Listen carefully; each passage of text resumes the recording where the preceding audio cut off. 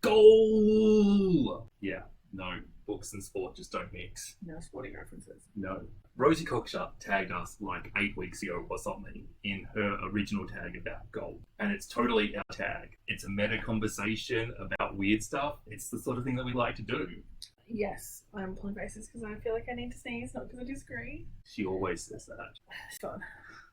See, you didn't need to sneeze at all. You just wanted to pull. I'm going to be really contrary. Because Rosie says to tag friends at the start of this. And I am going to try to do something really weird. I'm going to tag a friend in every question. A few moments later. This is a stupid system. Let's just tag 3 more people. Editing Scott here, because I'm clearly changing the order that I'm filming things in and stuff. I just want to say that we are tagging the incredibly funny and just bookish chatter, the irreverently brilliant booktube with Amy, the always entertaining gem of books, the interesting and amazing Shelley Swearington, the well-read and just all-round brilliant booktuber that is Roz at Scully Dandling around about the books, and finally Elle Thinks, who has the most underrated channel on booktube, absolutely brilliant. Check out their channels, 100% all killer, no filler. Oh, and you should all subscribe to Rosie, because as I'm reading these questions, she has 399 subs. So go on, be the 400th person. Or the 1000th person by the time we edit this. Yeah, maybe. Do you set reading goals? Why and why not? Yes, no, both, also none. So I set goals when I think that I can use them to manipulate myself, and I jettison them when that doesn't work. This is your contrariness. Yeah. Folks, if you want Nell to read a book, this is the thing you have to not do. Tell me to read it. Tell you to read it. There are several Especially books. if you're my husband. There are several books that Nell's just refusing to read. I just want to know her opinion on. You say that like, I don't feel like this is a voluntary mechanism. I mean, I think you can just turn it off. I don't think I can. You can just read the book. You can just decide to then write and read the book. I could, but I will hate reading the book. I know this about myself. Hey Nell, read Atlas Shrugged. You're going to hate reading a book anyway. I'm not going to read it. I've seen it. It's huge. And I've listened to what you say about it. It doesn't sound like a good time. No, it's really not. What's question 2? Are you going to answer question 1? Oh, I should probably answer it. Yeah, that's the thing. Yes, I set reading goals. Question 2. Are your goals things that you absolutely aim to complete, or more general things you want to focus on? They are things I'm trying to manipulate myself to do. So what are you trying to manipulate yourself to do? Usually just read more. Usually. I think that a lot of my goals this year are very different to a lot of other people. One of my goals is to mood read a little bit more. Mm-hmm. I want to read multiple physical books at once and multiple audio books at once and treat them as 2 separate streams. Mm-hmm. And I have set times of the day that I can read an audiobook, and I want to be conscious when I have those things. What mood am I in? How active? I think I've said this a million times before, but my IQ level is very dependent on the amount of sleep that I've had. And several other factors. Yeah. I just need to accept that sometimes I'm dumb. Yeah. And I'm trying to figure out what books are best for that mood. And I don't think it's actually about genre. I think it's about style of writing. Probably. Yeah. That makes sense. And then I have my DNF goal. And I have my goal of 1 in 6 DNFs and no 1-star reads. If I finish a book and it's 1 star, then you should have DNF'd. Then I should have DNF'd it. Makes sense. Here's the thing. I want to DNF more books because I want to read better books. I want to mood read because I want to enjoy the books that I'm reading more. If I don't do any of that, I don't care because I have the goal in mind. The result, and not the result is more important than the goal. It's about manipulating yourself to have a better life. Yeah. That's it. Reading is a hobby and it should be fun. Yeah. When in the year do you set new goals? Like all the time. I definitely do a big batch at the end of the year. I try and set, like a new target of how many books to read, and I try and come up with I always come up with like a new routine to try and steal more time for reading away from usually my job and things like that. When in the year do you set goals? Whenever I think of something that I want to change. I actually think that like the most interesting goals that I set when they occur to me. Challenge I did about readjusting the whitewashiness of my TBR. I think I started that in like May. Yeah. It occurred to my brain to count how many male versus female, white versus people of colour, straight versus queer folk on my TBR. And I noticed that it was horribly bland. And then I set a target of 100 of nothing beige, and I got there. So one of the times I reflect the most is at the end of the year. So there is a lot of early January, late December Yeah, but also if something in our life changes, or I have a particularly slow reading month, I often then go, well, how do I fix that? Do you have any long-standing goals that you aim for every year? If yes, what are they? To learn everything there is to know about the human race and read all of the books. Yeah. I mean, isn't that everyone's goal? Yeah, I think basically... Gotta catch them all. Once I've read all of the books, I'll know which ones to reread. Yeah, that's how it's going to go. I think I want to read a novel from every country.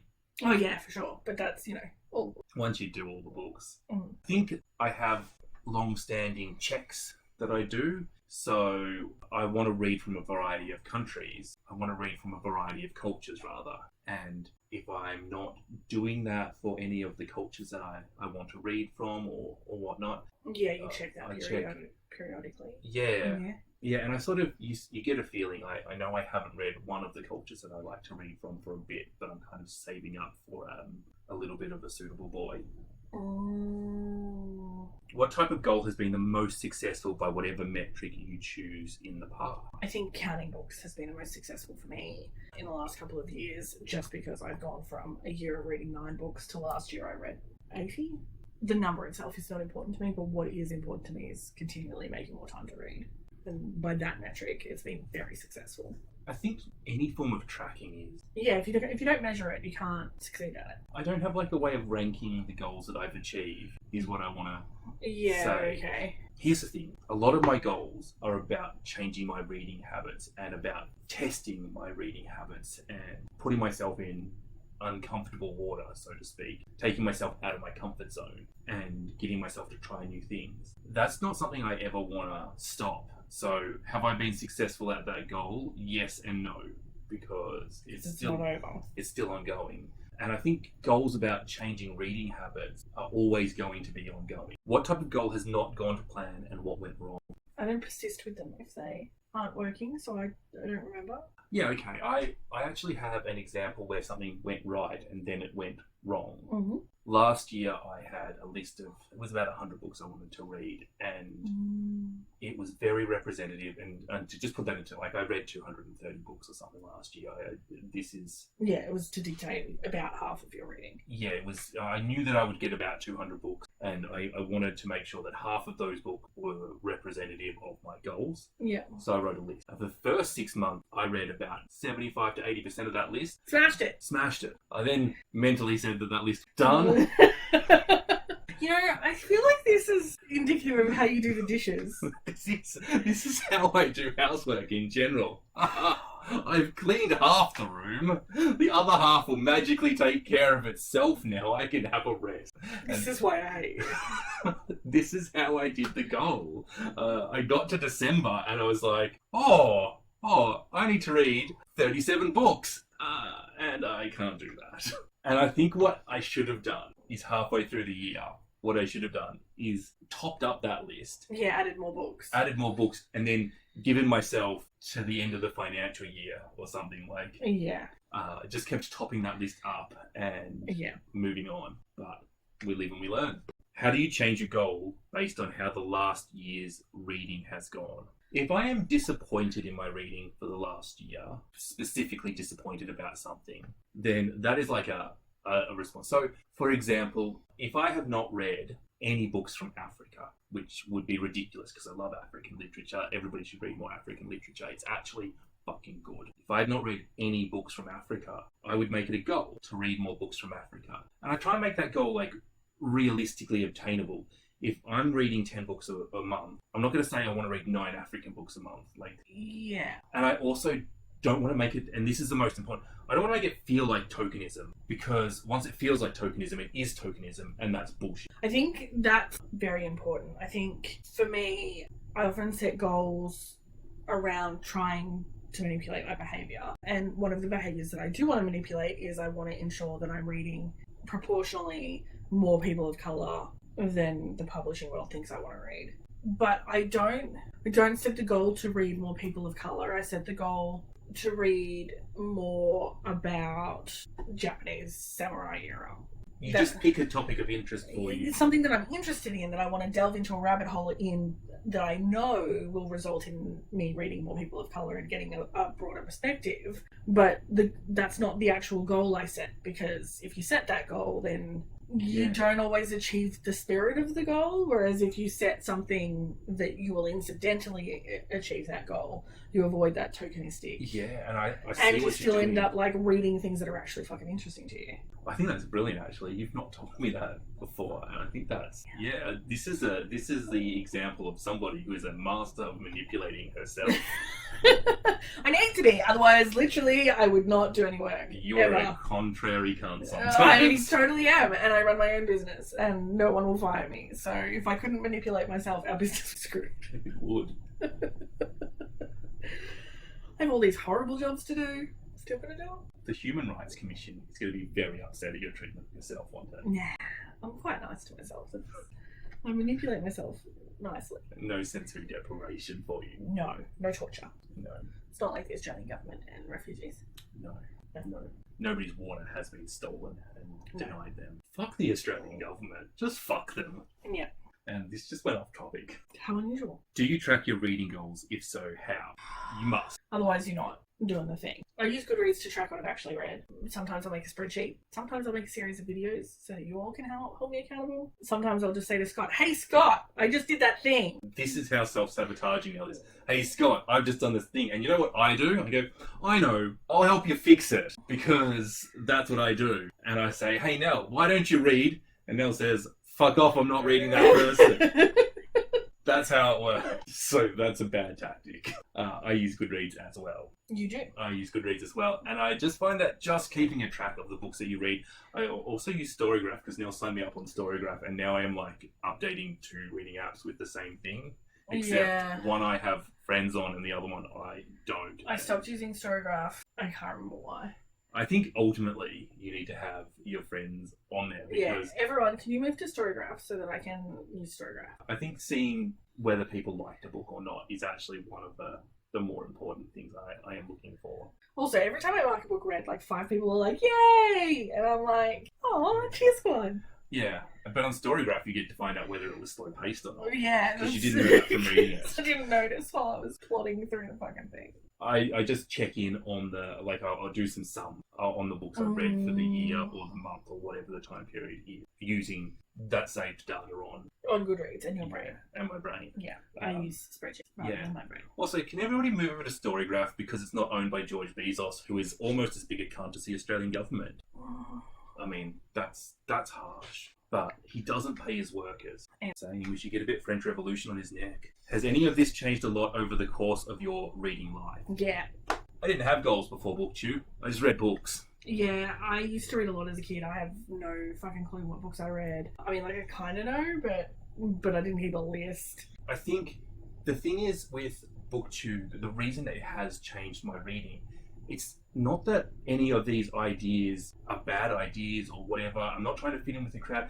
It's just literally never occurred to me. And then there is, I don't know how many, let's say 10,000 booktubers out there. It just takes one of them to have an idea and then somebody to copy that idea and somebody to copy that idea. And then we're all using Goodreads. Yes. Yeah. But the idea of trying to read more diversely is something that we're not alone with in the bookish community. Lots of people do it. And it would never have occurred to me if other people didn't do it. And it's just a matter of going, that's a damn good idea. Can I tell you why I didn't have any reading goals when I was younger? It's because I was poor. I used to reread the same books over and over again because I didn't have any new ones and I wasn't allowed to go to the library on my own. Even now, I see a lot of booktubers that get all of their books from the library or from thrift shops. This creates a limitation when you can't just go, I want this book, I'm ordering it. It does set up a little boundary. It doesn't mean it's insurmountable, but I think when I was a kid it was insurmountable. And I think all of these goals that we have, I think a lot of people get a bit do-goodery, not that they get a bit do-goodery, I think a lot of people point fingers and, you whippersnappers are all... too woke for anyone's good. Yeah, and I think... Look, someone might not have any clue how old we are. I mean, yeah, anybody over the age of about 26 might be looking down at us young people. I love your lies. They make me happy. get what you're saying. I think that what it is, it's about accepting the changes that you can make and not policing others. And we're not. And also understanding why you're doing it. Like, why do you want to read more people of colour? Why? Like, can you answer that question? If you can't, then don't read more people of colour. Like, I personally want to read more people of colour because we've heard the stories of white people for hundreds of years, and they dominate the stories that we tell about our world, and they dominate the way we process information, and they dominate our creative decision-making processes, and we're in a shithole. Like, we've screwed the environment, we're not very nice to each other, the world is not very, like, we're not winning. Time for some new ideas. Yeah. And that's just one reason why I want to read more people of colour. White people have failed us. Yeah. I just want to read more people of colour because I like to learn about different cultures. I like to get a variety of points of view. And like I say people of colour, it's quite shorthand. I also mean... Jewish, Bosnian. Yeah, like... Alaskan. All of those things. Estonian. Siberian. Yeah. Other places where they're white and not mainstream. Yeah. I think that's the end of the tag. Yeah, I feel like we've crapped on enough. We have a thoughtful question. Answer it in the comment. Bye.